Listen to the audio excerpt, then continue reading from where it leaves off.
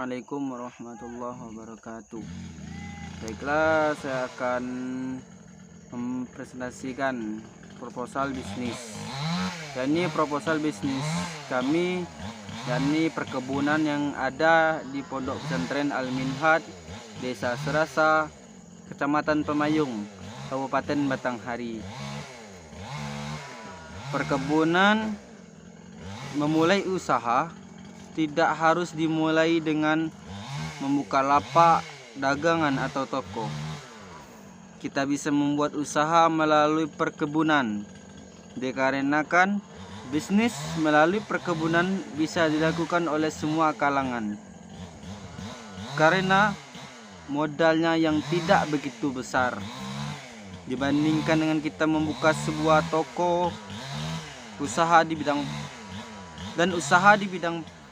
perkebunan juga dapat menghasilkan bahan baku industri. Contohnya bahan baku industri yang dapat dihasilkan melalui usaha perkebunan di Indonesia yaitu yang pertama tebu untuk bahan baku gula, dan yang kedua getah karet untuk bahan baku ban, dan yang ketiga kelapa sawit untuk bahan baku minyak goreng, dan keempat coklat untuk bahan baku makanan, kelima teh dan kopi untuk bahan baku campuran minuman, dan lain-lainnya. Apa sih pentingnya melakukan analisis target pasar? Cara paling mudah untuk mendapatkan jenis usaha paling tepat adalah melihat bagaimana kondisi kebutuhan sekitar kita. Usaha yang cocok untuk di desa, di kota, dekat sekolah itu akan berbeda karena tergantung dengan target pasar dan usaha Anda. Itulah mengapa pentingnya melakukan analisis target pasar.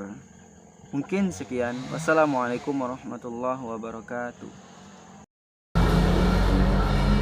Baik, saya akan melanjutkan materi dari Mahendra. Kemudian menyebabkan usaha perkebunan semakin banyak dilirik, sedangkan kebutuhan pasar untuk jenis usaha ini banyak ada di daerah perkotaan dan pedesaan. Dengan alasan meningkatnya kebutuhan pasar kota dengan hasil dari usaha perkebunan seperti cabai rawit hijau, cabai merah besar, timun, sawi, dan lain-lainnya, dan meningkatkan permintaan bibit unggul dari petani untuk meningkatkan hasil dari taninya. Meskipun begitu, fakta di lapangan masih menunjukkan bahwa tidak semuanya bisa berhasil dan menjalani usaha ini, sehingga tidak sedikit pula yang pada akhirnya gulung tikar hanya dalam hitungan bulan. Maka dari itu sangat perlu bagi kita untuk menganalisa jenis tanaman, ada tumbuhan apa yang diminati oleh kebutuhan pasar dan kebutuhan konsumen. Question: bagaimana cara meningkatkan hasil produksi sektor usaha perkebunan agar banyak diminati oleh permintaan pasar? Cara meningkatkan hasil produksi sektor usaha perkebunan adalah melalui intensifikasi, ekstensifikasi, diversifikasi, rehabilitasi, dan mekanisasi. Intensifikasi adalah pengolahan lahan pertanian sebaik-baiknya dengan menggunakan beberapa macam sarana dan panca usaha tani, yaitu irigasi, terus perkebunan pupuk, penggunaan bibit unggul, penggunaan pestisida, dan bimbingan dan penyuluhan.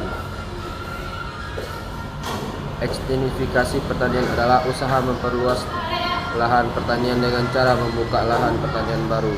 Sementara itu, diversifikasi pertanian adalah usaha memperbanyak kegiatan pertanian dan jenis tanaman pada suatu lahan pertanian.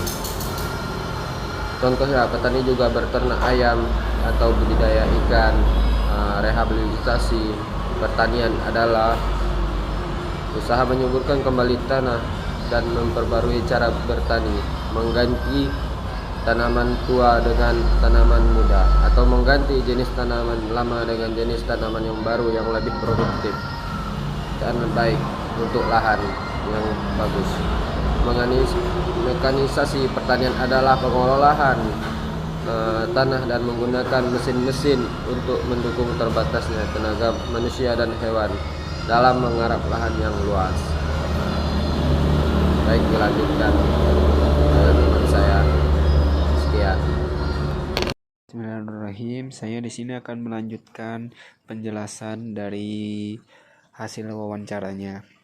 Dari hasil wawancara tersebut ada beberapa kelebihan, kelemahan, serta ancaman. Kelebihannya, 1. Kualitas produk yang bagus. 2. Perawatan yang dilakukan sangat baik. 3. Lokasi perkebunan sangat strategis karena dekat dengan sumber air. 4. Harga jual produk relatif lebih murah. Adapun kelemahannya, 1. Susah akses jalan untuk menuju ke kebun tersebut. 2. Kurangnya promosi produk. 3. Terkadang memerlukan modal yang cukup banyak apabila ingin menambah jenis tanaman baru yang ingin ditanam. 4. Proses panen harus memerlukan waktu yang sedikit lama. Adapun ancamannya, 1. Adanya binatang liar yang dapat merusak kebun. 2. Naiknya harga, kebutuhan, dan perawatan kebun. Sekian presentasi dari kelompok kami. Apabila ada kesalahan, mohon dimaafkan. Wassalamualaikum warahmatullahi wabarakatuh.